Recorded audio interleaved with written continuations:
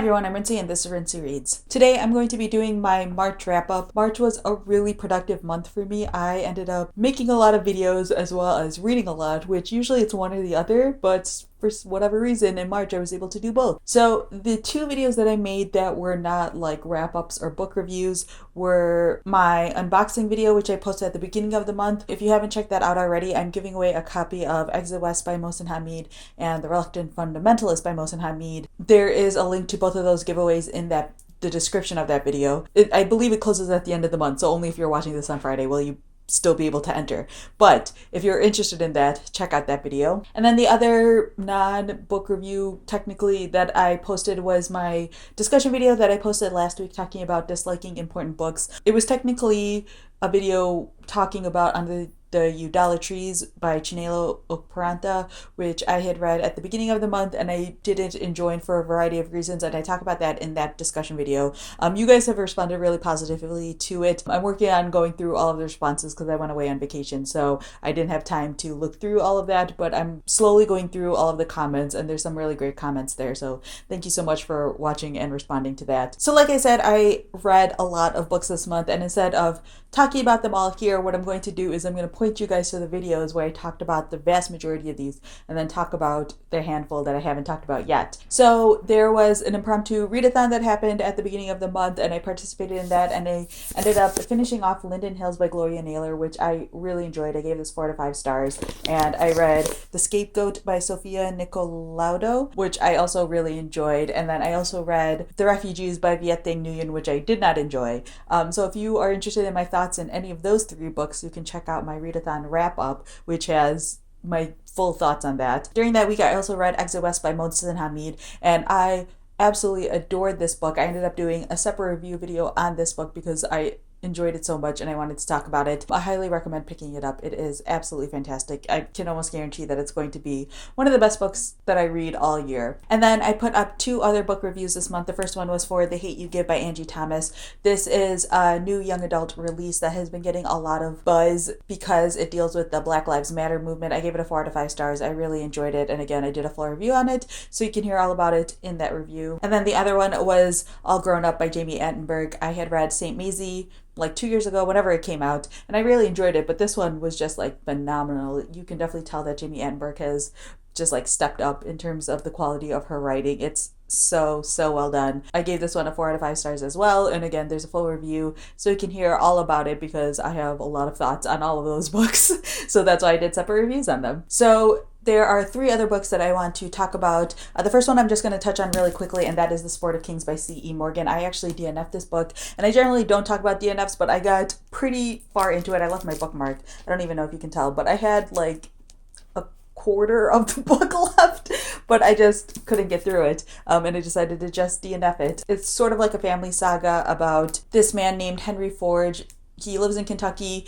He ends up inheriting his father's like corn farm, and he ends up turning it into a horse raising farm sort of thing. Like he breeds horses for racing, and it's about his daughter Henrietta. This book is written in a very Victorian style. It's very difficult to get your head around the time period that this book takes place because it's basically modern day.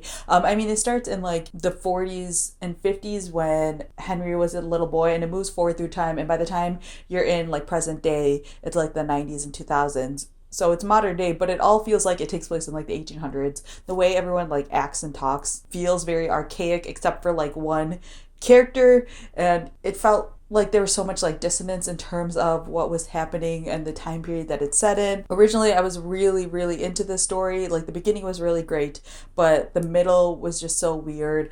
There's only one female character in this entire book, and that's Henrietta, and the way that she is portrayed is just not great. There is another female character, and I liked her a lot, but she's like very minimal. Yeah, the story is very Victorian, which is not necessarily my jam.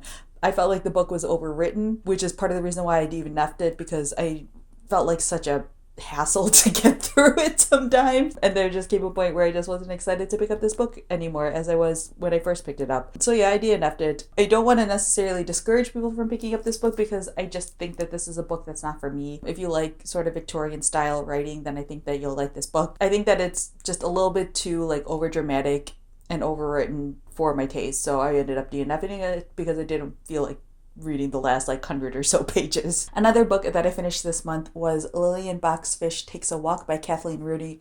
This is a book that I got from the book of the month, as you can tell by the big symbol on there. You are following this woman named Lillian Fish. It takes place on New Year's Eve in the 1980s, and she is in her 80s, I believe, and she decides to just like take a walk through New York City before her like New Year's Eve plans, and she's reflecting on her life and the city. You flash back in time and you get to see her growing up. She worked as an advertising writer for the Macy's Corporation, and she talks about, you know, being one of the few females in the field and breaking a bunch of barriers and being a terrific writer. I like this book, but I didn't really love it. The stories flash back and forth in time between like modern day when she's taking her walk and back in the day, her life growing up. And the modern day stuff gets really repetitive because the way the chapters are structured, it's basically she's taking a walk and she walks through like some neighborhood or some store and she encounters some New Yorker who seems like really rough. Then Lillian Fish talks to them and ends up breaking down their sort of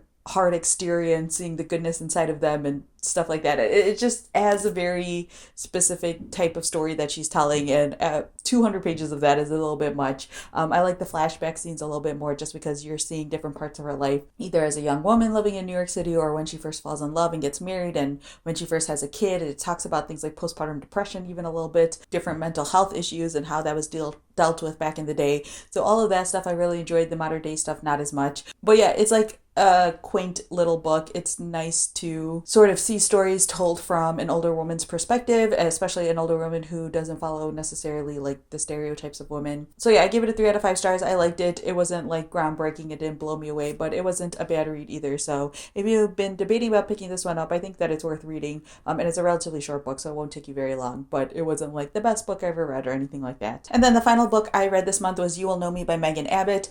This is sort of like a thriller. I don't want to say mystery thriller because I feel like the mystery aspect of this story is pretty obvious, like in terms of what had gone down. In this story, you are mainly following this family. There is this girl named Devin who is in high school, and she is basically like an Olympic hopeful for gymnastics. And then there are her 2 parents, Katie and Eric. And so Katie and Eric are willing to do almost anything to be able to give Devin the opportunities that she needs to become an Olympic hopeful, but then something terrible happens and they all might be connected, might not be connected. You sort of like follow them as well as some of the other people who are a part of the same gym. And so it's sort of a mystery in terms of figuring out what actually happened with this tragedy, and how different people may have played a part in it. This is my first Megan Abbott book. I had heard like really good things about her.